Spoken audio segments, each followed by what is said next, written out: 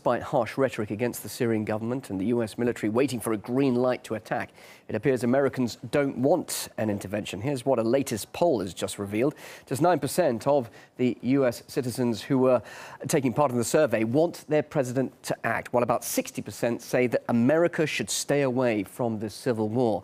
When asked about Washington's support for the opposition, about 1/10 said that Obama should do more for the rebels than just arming them, while almost 90% don't want America to help the opposition in any way.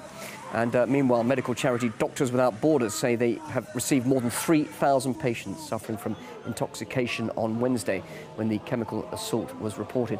355 of them died, but exactly who was behind the attack is still hard to verify. And so far, the US and its allies have assumed Assad is to blame. Well, for more on this, let's talk to anti-war activist Richard Becker from the Answer Coalition. Richard, so how can the US and indeed the UK be so sure that the Assad government is to blame when all the assumptions are based on the numbers of people affected and the symptoms?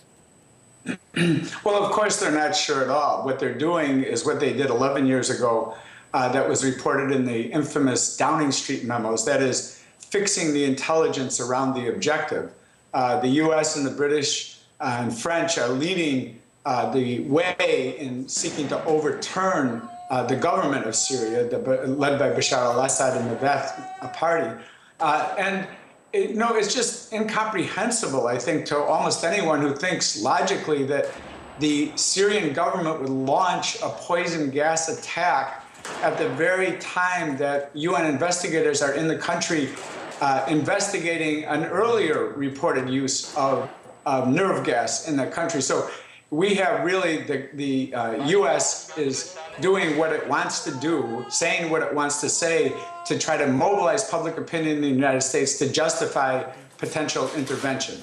But the Assad government hasn't helped it, has it not, by allowing immediate access to this site? And some are saying that, indeed, the evidence could have been destroyed by now. You know, it's something that we need to look into, because in the earlier conditions that the UN wanted to put on Syria for the investigators going there in the previous occasion was that they had to grant access to the entire country to the investigators. That is also reminiscent of the conditions that the US imposed on Yugoslavia back in 1999, that Yugoslavia would not accept, and then that was used as a justification to launch the war against Yugoslavia. So I think we need to know the details about that. But right now, the Assad government is saying that it's granting access to the site, which is an area that has a heavy opposition presence. Well, of course, if the Assad government is to blame, then the suspicion lies with the rebels. Why would any element of the opposition want to launch chemical weapons? Where would they get them from, and what would it actually achieve? Well, there's a lot of weapons out there in the world, and there are a lot of suppliers for the rebels, the rebel groups at this point. So I don't think it would be a great obstacle for them to obtain the weapons. And why would they want to do it? They would want to do it because they cannot win the war without outside intervention. That has become very clear.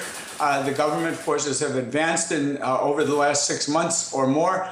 And so they, in order to win, require what the opposition required in Libya, that is a NATO intervention. And will they get that now, Richard? Because the UK and the US are saying there will now be a serious response. We're seeing a military build-up, of course, in the region. Is that really likely, then, that intervention could happen and the rebels will get what they want? Well, we have to take seriously the threat. We have to take seriously the movement of naval forces, of the Sixth Fleet, and of British and probably other forces in the region.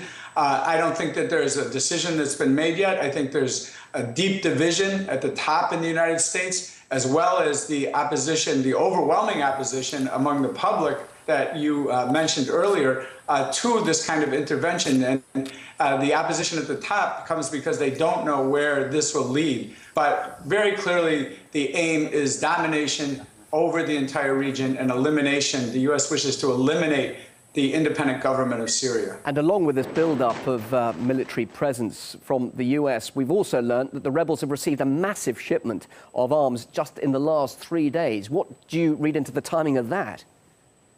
Well, there's an escalation going on. There's no question about it. We have to see these elements as connected, as related to each other, and as part of a strategy to try to reverse the course that the war has taken, where the government has made very significant gains, and to try to step up the effort to bring down the independent government of Syria.